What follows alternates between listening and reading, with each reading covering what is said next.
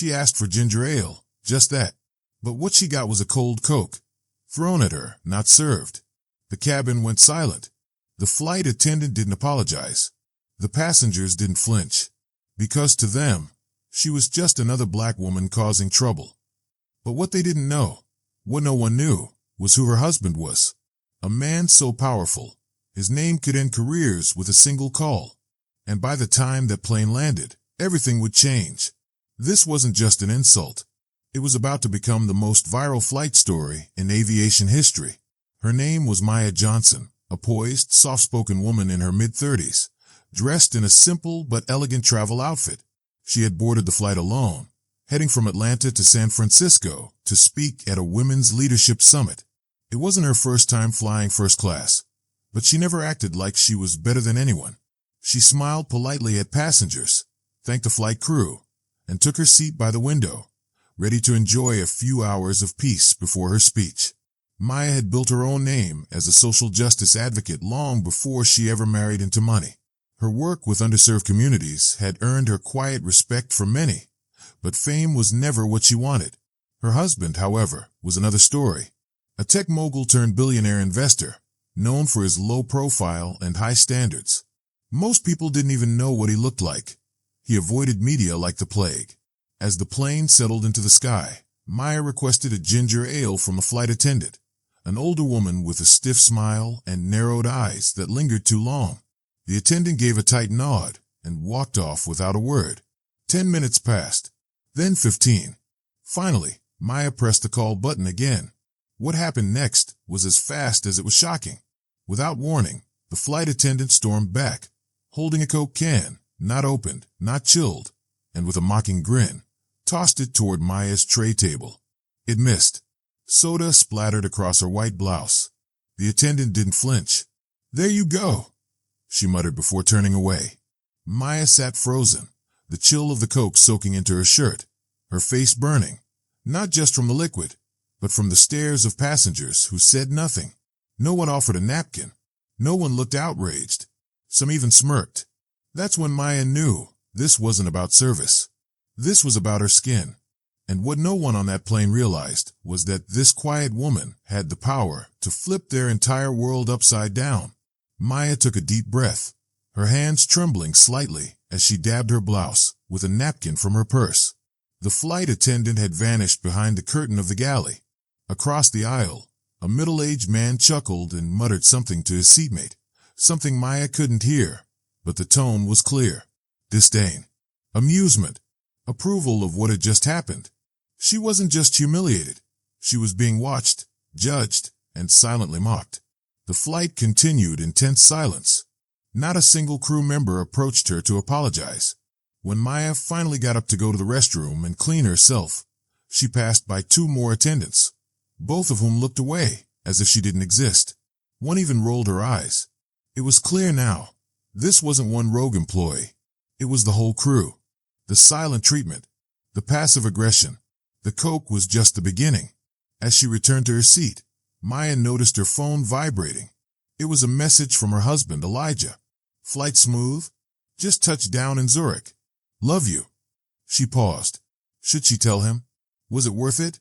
He was halfway across the world in business meetings, and she didn't want to distract him. But then she remembered something he had said the night before. "If anyone ever treats you less than you deserve, I want to know. Doesn't matter where I am." So she told him. A quick message. Short, direct. "Crew poured Coke on me. No apology. Treated me like trash. I'm okay, but shaken." Within 5 minutes, her phone buzzed again. "What's the airline?" She responded. "American Aero." No reply after that. Just dots. Typing, then nothing. Maya assumed he'd call when he could. But then, something strange happened. The head flight attendant suddenly approached her. The same woman who had earlier ignored her completely now wore a nervous smile. "Mrs. Johnson, may I speak with you in private?" Maya raised an eyebrow. Mrs. Johnson.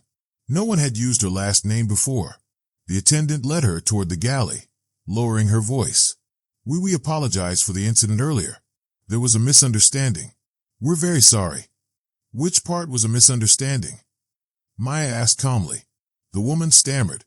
Well, the service issue. It wasn't meant to come off that way.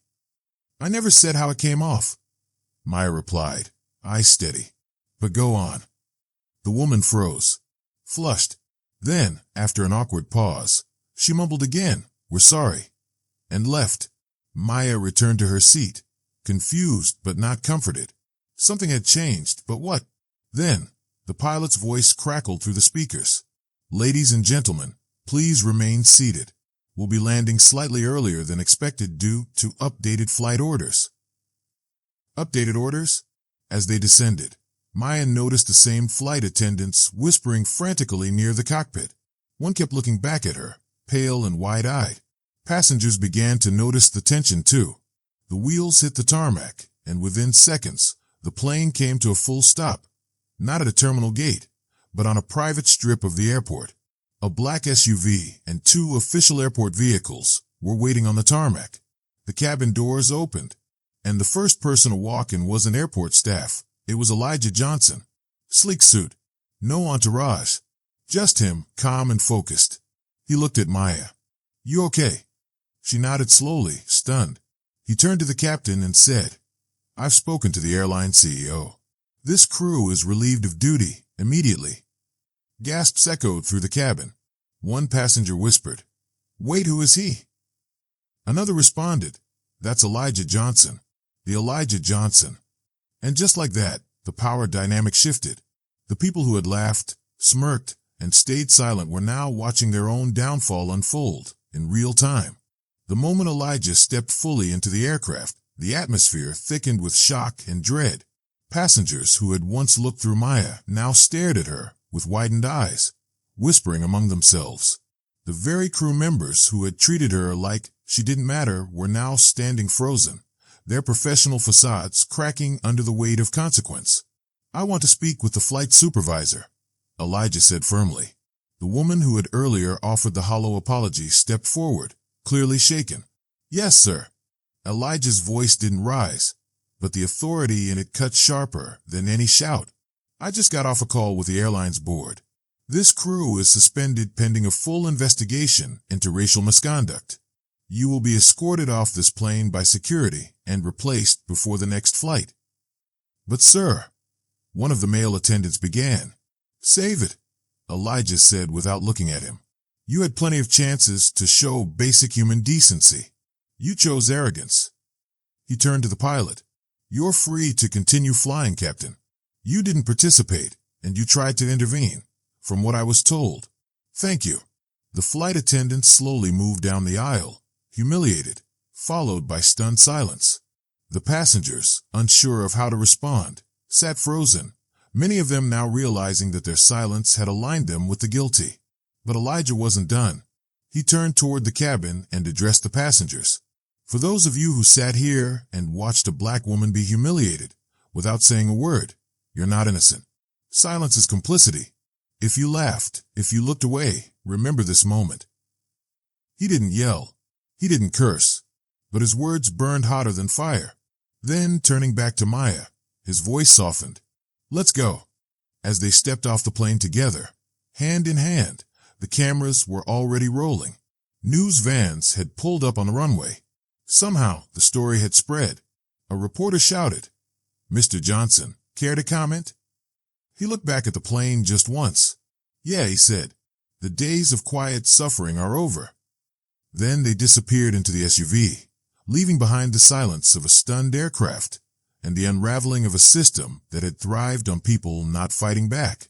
News anchors across the country debated the incident, while hashtags like #JusticeForMaya, #CokeFlightIncident, and #ElijahJohnson flooded every major platform. Millions watched the footage, her silent pain, his powerful confrontation, and were forced to reckon with what they'd seen. It wasn't just about a spilled drink anymore. It was about every time a black woman had been dismissed, disrespected, or degraded in silence. Maya became a symbol, not of victimhood, but of resilience. The airline released an official apology and confirmed the entire crew had been fired pending further diversity training and structural changes.